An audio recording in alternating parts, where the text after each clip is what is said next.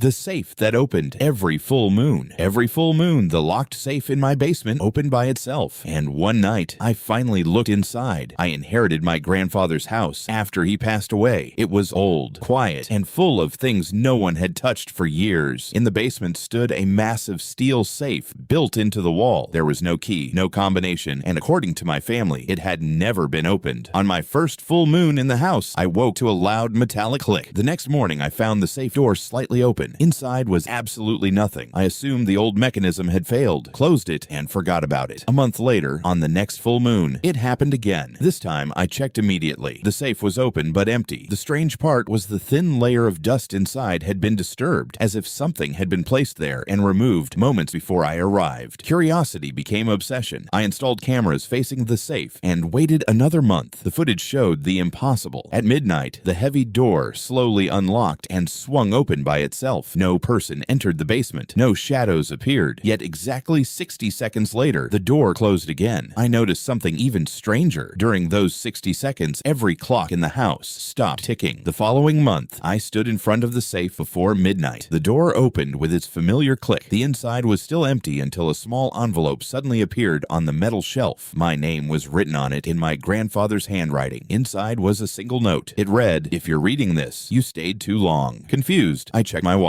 Midnight had passed by only 1 minute. When I walked upstairs, the house was abandoned. Dust covered every room. The calendar on the wall showed a date 30 years in the future. My phone had no signal. Every neighboring house was in ruins, and my own reflection looked decades older. I ran back to the basement, but the safe had already sealed shut. There was no handle. There was no lock. It had never been built to keep something inside. It was built to let someone out. I wasn't trapped in the house. I was trapped 30 years ahead of everyone else.